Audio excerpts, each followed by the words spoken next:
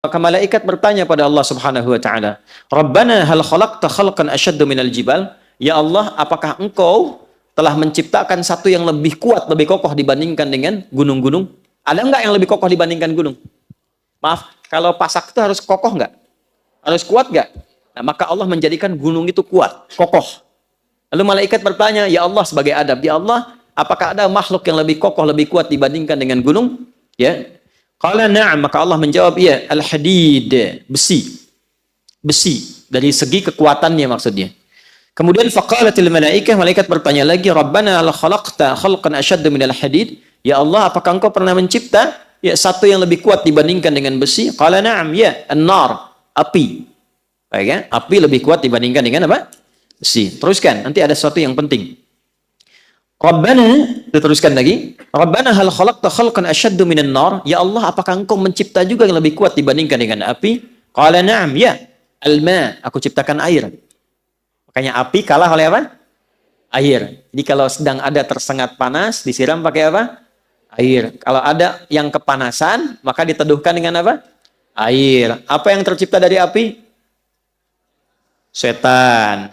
Termasuk jin, kan?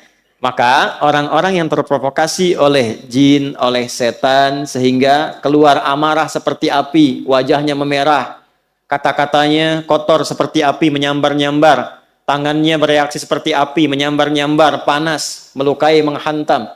Ya, yang seperti, mohon maaf, dilukiskan di Quran surah ke-15 ayat 27. Wal janna khalaqnahu min naris min qablu min naris samum. Para jin kami ciptakan dari api yang menyambar-nyambar.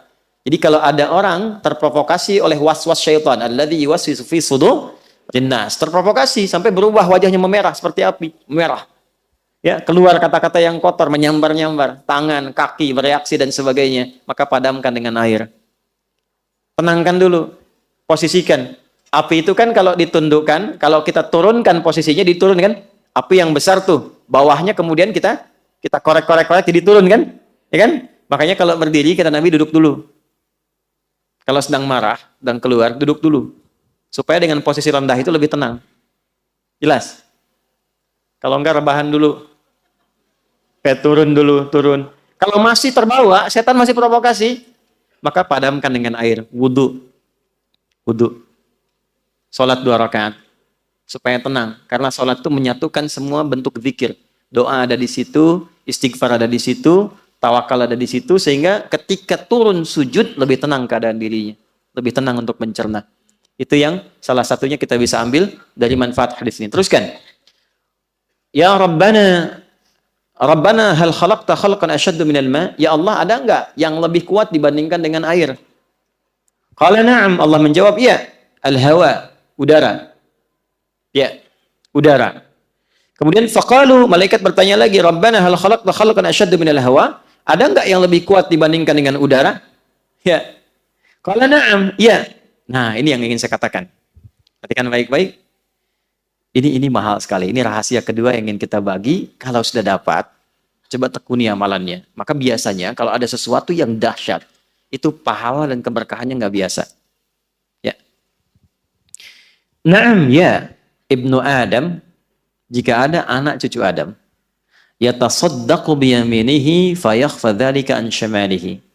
Jika ada anak cucu Adam yang bersedekah dengan tangan kanannya dan tangan kirinya tidak mengetahuinya, maka itu nilainya di sisi Allah lebih tinggi, lebih kuat, lebih dahsyat dibandingkan dengan udara, dibandingkan dengan air, dibandingkan dengan api, dibandingkan dengan besi, dibandingkan dengan gunung-gunung yang menjadi pasak dari bumi. Saking tingginya nilai sedekah itu. Ya, tangan kanannya bersedekah, tangan kirinya tidak tahu bahwa dia bersedekah. Ini kiasan. Jadi sedekahnya bukan begini, bukan. Jangan tahu ya. Bukan. Ini kiasan, gambaran. Seperti tangan di atas lebih baik daripada tangan di... Ingat ya, kalau ngaji bahasa Arab nanti 85% dari bahasa Nabi itu bahasa majaz, kiasan. Karena Nabi orang paling fasih bahasa Arab. Orang Arab tuh kalau sudah fasih, kata-katanya balaghah. Al-yadu yumna khairim na yadis sufla. Ya, tangan yang kanan digunakan pada fungsi yang baik dibandingkan dengan yang kiri. Kemudian al-yadul ulya khairum minal yadil sufla. Tangan yang di atas lebih baik daripada tangan di bawah. Ini kiasan, maksudnya memberi lebih baik daripada Minta, bukan mintanya begini. Di atas bukan. Nah, yang dimaksud tangan kanan memberi, tangan kiri itu tidak melihat, maksudnya menghindari riya. Menghindari apa? Riya. Ya, memberi tidak harus banyak orang tahu. Nyumbang tiba-tiba udah jadi hamba Allah gitu kan. Nah, itu lebih baik. Memberi terbuka pun nggak apa-apa. Siapa yang mau bersedekah untuk masjid saya 100 juta, boleh-boleh saja, asal bisa mengendalikan perasaan dirinya. Ya, saya Pak, 100 miliar. Oh, Masya Allah Pak, tapi tolong buatkan spanduk dari Sabang sampai Merauke. Saya itu. Fotonya yang besar gitu. Nah, itu persoalan. Nah, jadi ternyata saya mau berikan rumus sedekah itu. Kalau dilakukan dengan niat yang ikhlas, itu nilainya tinggi di hadapan Allah sampai mengalahkan kuatnya pasak gunung yang menjadi pasak bumi. Kuatnya gunung yang menjadi pasak apa? Bumi. Ini bahasa kiasan. Maksudnya apa? Saking tinggi nilainya di sisi Allah, itu sampai mengalahkan kekuatan gunung sebagai pasak apa? Bumi. Makanya kalau ada orang bersedekah dengan bentuk harta, itu nilainya di dalam surah Al-Baqarah di ayat 261. Itu paling sedikit 700 kali lipat. Berapa? Paling sedikit ya, karena ayatnya suka dipotong sampai situ padahal belum selesai. Matsalul ladzina yunfiquna amwalahum fi sabilillahi kamatsali habbatin ambatat sab'a sanabil 7 fi kulli sumbulatin mi'atu habbah 100. 1 kali 7 kali 100. Berapa? 700. Belum selesai. Wallahu yudha'ifu liman yasha wallahu wasi'un alim. Dan Allah akan melipat gandakan tanpa batas bagi siapapun yang tidak pernah berhitung dalam memberi. Jadi kalau nggak berhitung, Allah beri tanpa hitungan. Dan yang dimaksud 700 itu, jangan dipahami dengan batas materi, sehingga menjadi materialistik. Jangan pahami begini, kalau saya sedekah misalnya 100 rupiah, maka kalikan 700, saya akan dapat balasan 70.000. Maka di hari ini saya akan mendapatkan 70.000 dari Allah. Tidak begitu. Bentuknya bisa macam-macam. Ini yang dimaksud pahala, dimaksud akhirat. Yang dimaksud akhirat. Anda ngaji Quran, satu hurufnya berapa? 10. Sholat dikerjakan, selesai, dapat 10. Tapi sedekah, begitu dilakukan, 700 kali lipat. Jarak satu keduanya 500 tahun.